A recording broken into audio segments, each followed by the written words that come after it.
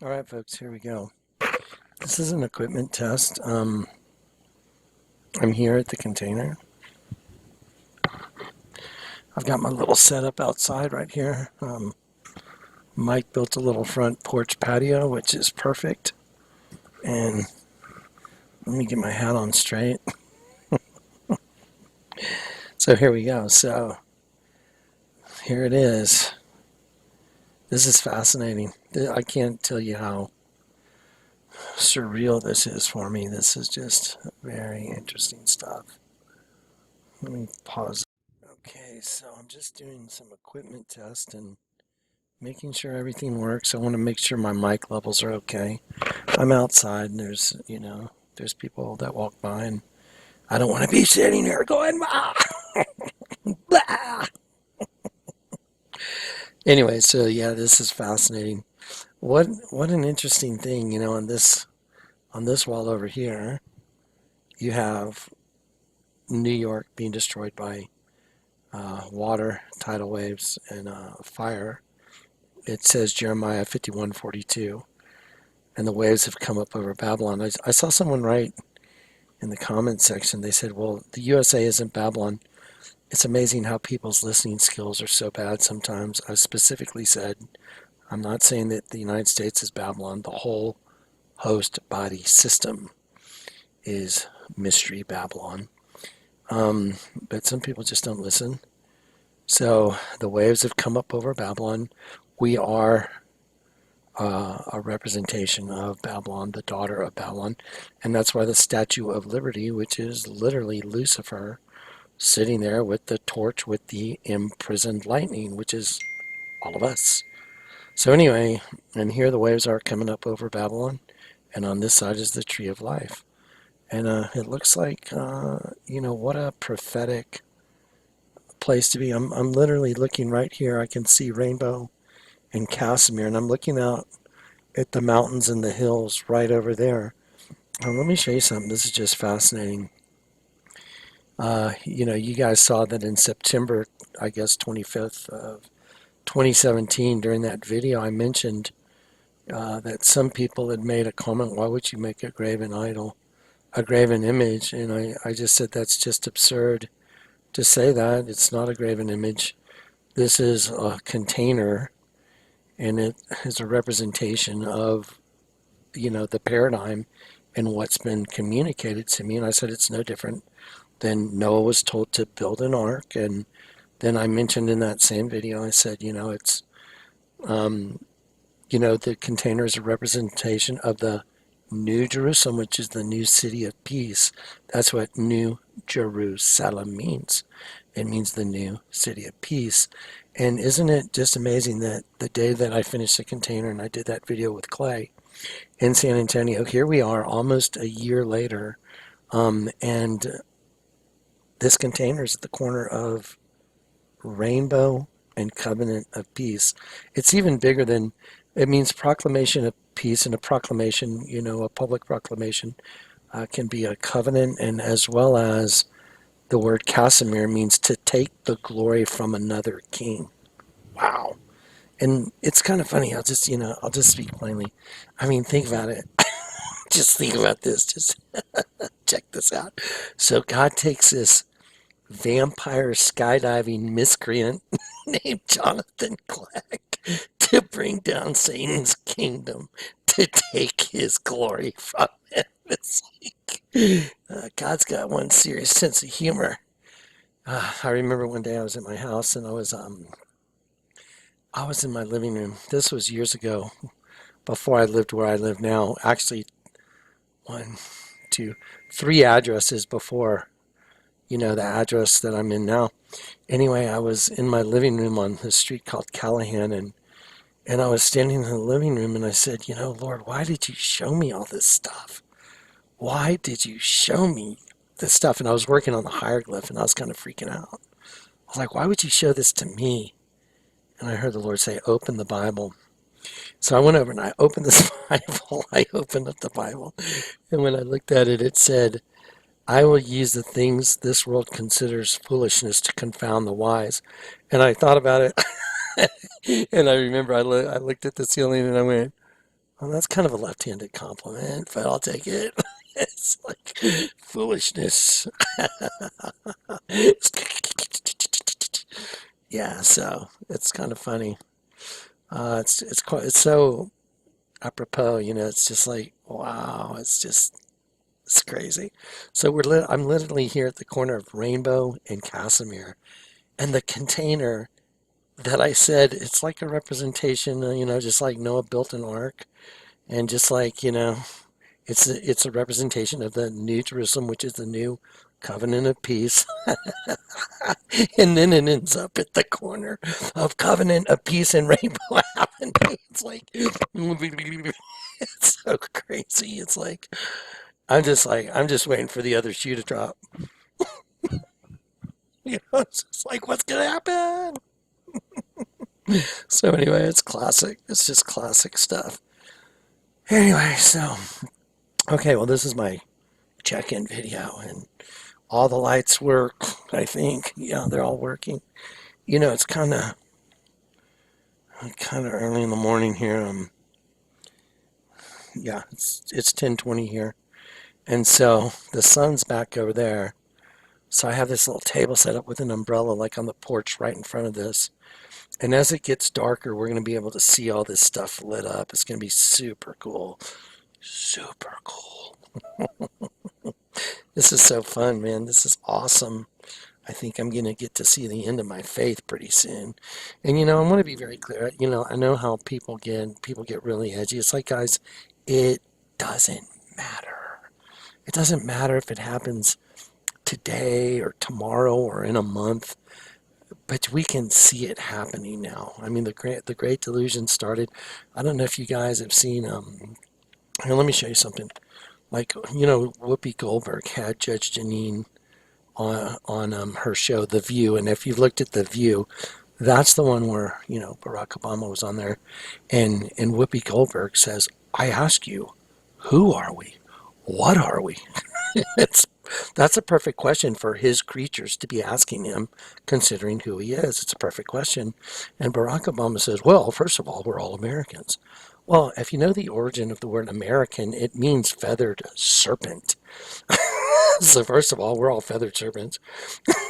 And then he says, and we're all tied together. We're all linked together. Okay, you got that right. You got that right. And then he says, and we all have this reptilian part of our brain. It's like, dude, he just came out and told Whoopi exactly who they are. It's exactly correct. Well, so when Judge Janine went on the other day and, they're freaking out on the Trump derangement syndrome, Whoopi Goldberg freaked out of her mind and just freaked out. And they're literally calling good bad and bad good. That's what they're doing. She goes, well, I've never seen anyone whip up hate like Donald Trump and beat the hell out of people. It's like, wait a minute. That's what the left is doing. Antifa and all these groups. If they don't like what you're saying, they're going to beat you up, and they're calling good bad and bad good. This is the strong delusion, and this is also a representation of the devil is a collective consciousness. So it's a collective consciousness, and so I just have so many texts coming in. It's like stop. So anyway, so it's a collective consciousness, and the devil has come down to you in great anger because he knows he has a little time left. I want to show you guys a video that I saw this morning. Again, I do not subscribe to, the left or the right. I don't, that's just, it's a puppet show that the enemy uses to pit both against each other so he can get his reaction. I don't participate, but there is one side that's demonstrably believes in lies and in calling good bad and bad good. And then there's the other side, the right, that's trying to get the truth out. And it's really quite fascinating. It's like, oh my goodness. Hang on one sec, folks. Let me turn this off. Okay. And so anyway, let me show you a quick video. Watch this. Okay, so I want y'all to watch this just because you can see it happening now. Again, people have lost their civility. They've lost their minds. The left they're freaking out. And the reason is because the spirit that's inside of them, the devil, has come down to you in great anger. for he knows he has a little time left. Why do you think the left's going, oh my God, Trump's going to kill us all. He's going to start World War III. See, because that spirit knows that their time is limited now. And so they're freaking out. And that's why there's this major division. It's not just in the US. This, they call it Trump derangement syndrome. It's over the whole world right now. And so the whole world's divided right now. It's crazy. But watch this, because who's their guy? Barack Obama, right? Watch what's going on. Watch this. Check this out. This is fascinating. The return of Barack Obama, that is the subject of tonight's Waters Words. The former president has been relatively quiet since leaving office, but popped up in South Africa this week. You could tell Obama was angry that his legacy has been erased. He lashed out at the man who did the erasing. Unfortunately, too much of politics today seems to reject the very concept of objective truth. I'm going to pause it there for a second. And I'm going to look at you. Are you kidding? Objective truth? That guy's one of the biggest liars I've ever seen in my entire life. He's the one that started all this Russian collusion crap. It all goes to him, to his presidency, all of it. So it's pretty fascinating that he would say objective truth. Woe unto them who call good bad and bad good. Remember the Acts of Peter? And changed about all marks of their nature, so that those things that were not fair to be fair, and those things that were in truth evil to be good. So they changed everything. They turned everything upside down and backwards. Okay, just want to make that comment. Now watch. People just make stuff up. We see the utter loss of shame among political leaders where they're caught in a lie and they just double down and they lie some more. Pause. Wow. That is exactly what he did. That's all they're doing. They're just doubling down. Lying, Russian collusion. It doesn't matter. This whole thing is destined for destruction, no matter what, because everything's divided now. Jesus said any kingdom divided against itself is brought to desolation. We all know he's calling the President Trump, a liar. But President Obama, have you no shame? If you like your doctor, you will be able to keep your doctor, period. If you like your health care plan, you will be able to keep your health care plan, period. There is no spying on Americans.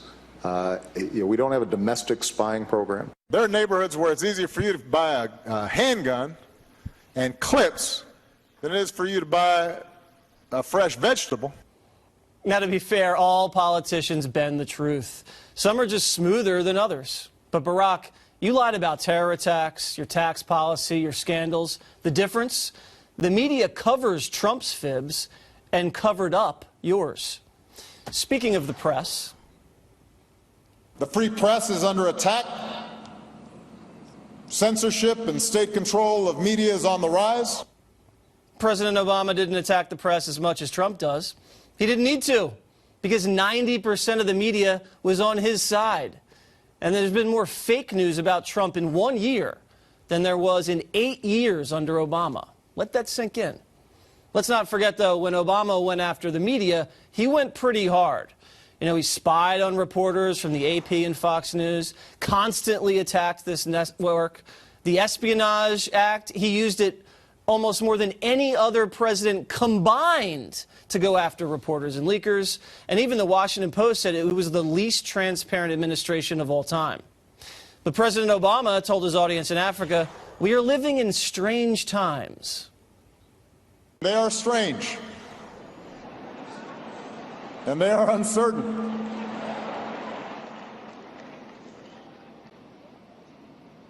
With each day's news cycles bringing more head spinning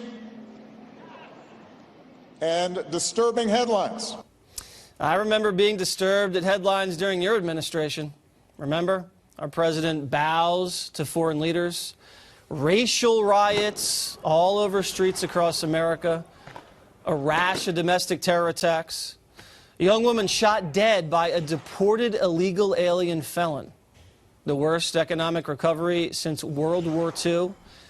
And remember our president laughing, golfing, and fist bumping after an American was beheaded? It's like Obama's got no self-awareness at all. Here's another example. You can be proud of your heritage without denigrating those of a different heritage. I guess Obama doesn't agree with his own pastor. Oh, I am so glad that I got a God who knows what it is to be a poor black man in a country and a culture that is controlled by and run by rich white people. He taught me, Jesus did, how to love my enemies.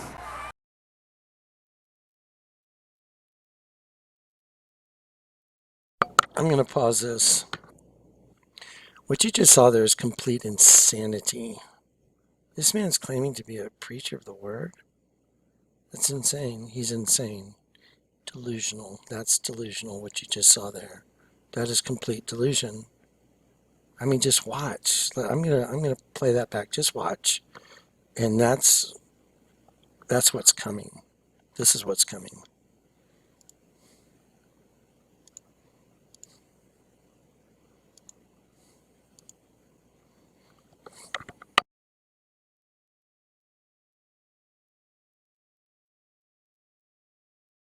I'm so glad that I got a God who knows what it is to be a poor black man in a country and a culture that is controlled by and run by rich white people. He taught me, Jesus did, how to love my enemies. Jesus taught me how to love the hell out of my enemies. Barack Obama was married by that guy, Reverend Wright. And he sat in those pews for 20 years. But now it says Trump gives license to bigotry. Recall, the media spiked this picture of Obama with Farrakhan. Total hypocrisy, which leads us to this. There's only so big a house you can have. There's only so many nice trips you can take. So many nice trips you can take. There's only so big a house you can have. So big a house you can have. There's only so many nice trips you can take.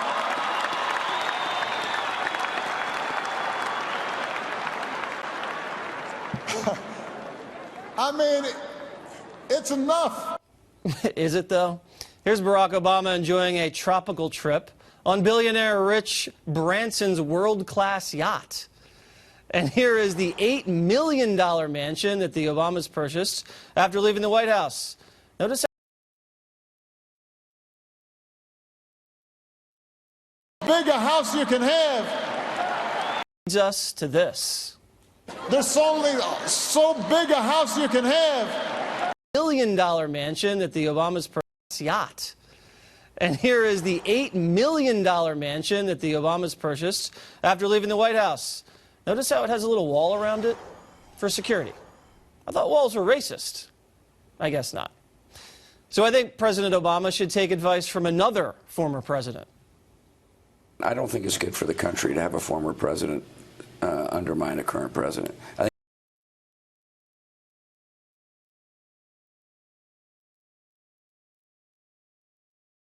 Okay, again, I don't do a lot of politics. I don't. Because I know the political spectrum is the Hegelian dialectic. You pit one, the antithesis, against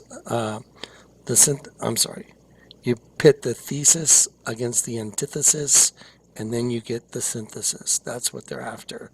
And so the whole thing is pure and utter nonsense. But you can see the hypocrisy. Woe unto them who call good bad and bad good. It's pure hypocrisy.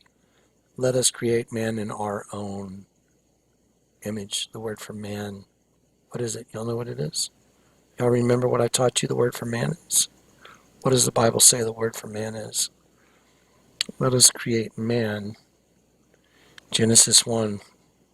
So Elohim said, let us create man in our own vain show. But what's the word for man? Here we go, Genesis 1. Verse 26. So Elohim, God's angels and magistrates that are of the supreme God, it's many in one, by the way, e pluribus unum, said, let us make man, look at this, ready, a human being hypocrite in our image, a phantom. Because, see, when you realize there's a race of locusts below ground that are running the puppets above ground, picture a Bluetooth line from the pit, locusts to a bunch of humans walking around, and that's the signal. Do you remember the Lady Gaga impersonator in the video I showed you where they pull a locust out of her vagina? They made sure they gave that high-pitched noise to that locust. Let me show you.